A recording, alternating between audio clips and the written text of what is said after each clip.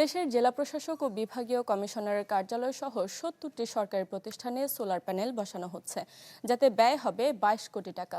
এর মাধ্যমে যেমন কমবে বিদ্যুৎ বিল, তেমনি সক্ষমতা বাড়বে জাতীয় গ্রিডেরও। বিশ্লেষকরা বলছেন, জোর প্রস্তুতি নিতে হবে রক্ষণাবেক্ষণ ও ব্যবস্থাপনা প্রস্তুতি। এ গ্রেড ক্লিংকারের কনফিডেন্স সিমেন্ট, বাংলাদেশের হৃদয় জুড়ে। বিদ্যুৎ উৎপাদনে জীবাশ্ম জ্বালানির উপর নির্ভরতা কমাতে এবং বাড়তে থাকা জ্বালানি ব্যয় সামাল দিতে নবায়নযোগ্য শক্তির দিকে ঝুঁকছে পুরো বিশ্ব, যার সাথে তাল মিলিয়ে বাংলাদেশেও নেওয়া হয়েছে দেশের ৪৬,০০০-এর বেশি সরকারি স্কুল ও হাসপাতালের ছাদে সোলার প্যানেল স্থাপনের প্রকল্প।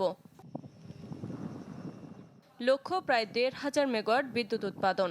রয়েছে ইটকলের মাধ্যমে সোলার হোম সিস্টেম, সোলার সেচ পাম্প, মিনি গ্রিড এবং বড় সোলার পার্ক স্থাপনের উদ্যোগ, যার প্রথম ধাপ হিসেবে দেশের জেলা প্রশাসক ও বিভাগীয় কমিশনারের কার্যালয় সহ ৭০টি সরকারি প্রতিষ্ঠানে বসানো হচ্ছে সোলার প্যানেল।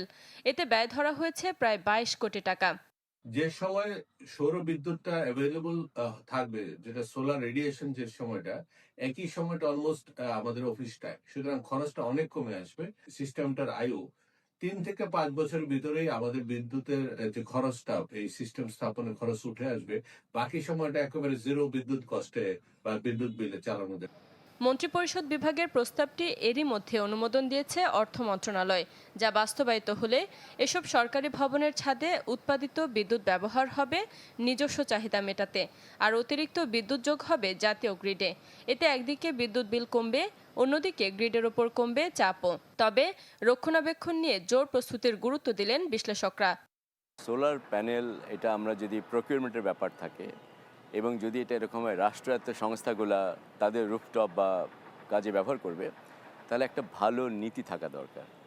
সেই নীতির আওতায় আমি কিভাবে ৭০টা প্রতিষ্ঠানকে সিলেক্ট করলাম সেগুলোর ব্যাখ্যা থাকতে হবে। সেই নীতির আওতায় বলা থাকতে হবে যে কারা এই মঞ্জুরি থেকে সাহায্য নিতে পারবে। ২০৩০ সালের মধ্যে নবায়নযোগ্য জ্বালানি থেকে মোট চাহিদার ২০ আর ২০৪০ সালের মধ্যে ৩০% বিদ্যুতের যোগান নিশ্চিতের লক্ষ্যে কাজ করছে সরকার। শারমিন মাহমুদ, চ্যানেল 24, ঢাকা।